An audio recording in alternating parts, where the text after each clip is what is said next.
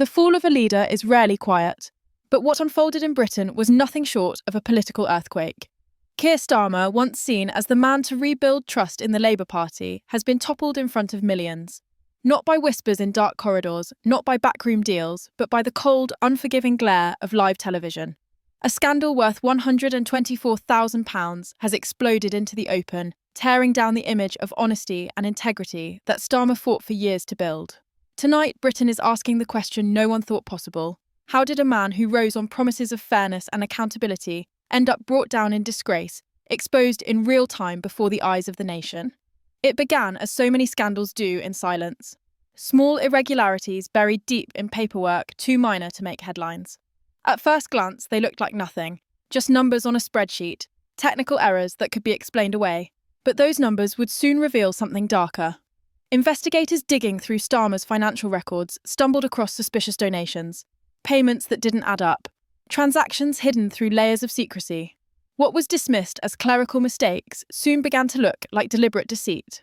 The first crack appeared when financial watchdogs uncovered links between Starmer's leadership campaign and undeclared funds.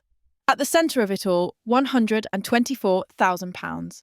In the brutal world of politics, that sum might not seem enormous. But it wasn't the size of the money that mattered. It was the way it moved: hidden accounts, shadowy intermediaries, and a paper trail designed to be invisible. The money told a story, and that story was corruption. At first, Starmer's allies tried to downplay the revelations. Loyal MPs called it nothing more than an oversight. Spokespeople denied wrongdoing, insisting the funds were legitimate. But behind closed doors, panic was spreading. Each day, investigators unearthed more evidence. Private emails discussing donations, secret meetings where favours were exchanged, whispered promises traded for political advantage. What started as a routine inquiry now looked like a time bomb waiting to explode. And explode it did. The scandal reached its boiling point when the case was brought before the Supreme Court. Unlike scandals that vanish in committee hearings or get buried behind party spin, this one refused to die. The judges demanded answers, and the hearings were broadcast live to the entire nation. Cameras captured every damning detail.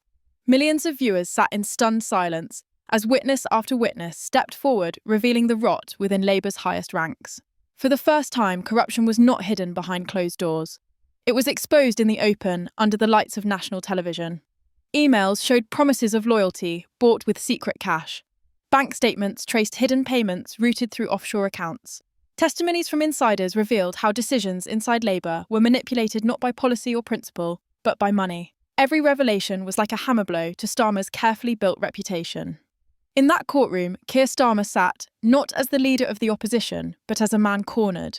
Cameras zoomed in on his face as the weight of the evidence grew heavier with each passing hour. For years, he had stood as a figure of integrity, presenting himself as the antidote to corruption. But under the glare of the nation, that image cracked apart. The silence in the courtroom was suffocating, broken only by gasps as each piece of evidence was read aloud. Then came the ruling. The Supreme Court declared what millions had already begun to suspect: Keir Starmer had not only broken the law but had betrayed the fundamental trust of public office. Their order was swift, brutal and final. He must resign. No deals, no delays, no way out. The highest court in the land had ended his political career in the most public way possible. The aftermath was instant. Westminster, normally a fortress of control and calculation, descended into chaos. Phones rang without pause inside Labour headquarters. Advisers scrambled MPs, whispered frantically in corridors, and allies who once defended Starmer now turned their backs. The Labour Party was no longer just dealing with a scandal, it was fighting for survival. Beyond the corridors of power, the public reaction was explosive. Social media platforms erupted within minutes. Hashtags like Starmer Scandal and No One Above. The law trended across the globe. Protesters gathered in city streets, furious not just at the man at the centre of the scandal, but at a system that allowed it to happen. Placards screamed words like betrayal, corruption, and resign. For ordinary people, this wasn't just about money.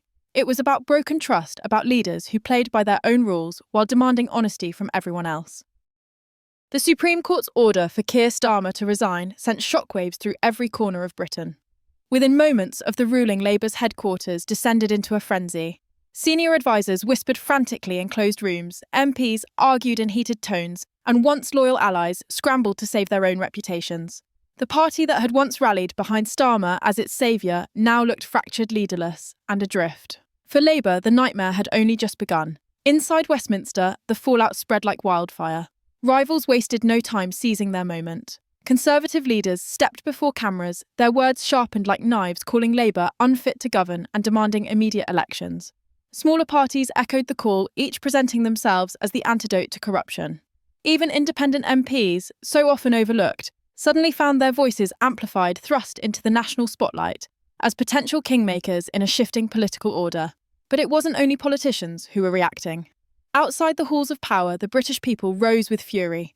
Crowds poured into the streets of London, Manchester, Birmingham and Glasgow. They carried signs demanding not just Starmer's resignation, but sweeping reforms to clean up politics altogether. Chants of "no more corruption, no more lies" echoed through city squares. What stunned observers most wasn't just the size of these demonstrations, but their diversity.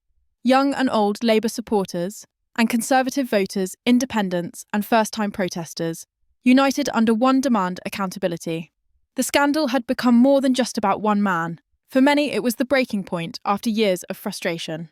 £124,000 might have been the headline figure, but to ordinary citizens, it symbolised something much larger: a culture of greed, betrayal and secrecy that stretched deep into the foundations of politics. The resignation order was not just about Starmer, it was about dismantling a system that seemed rigged against the people.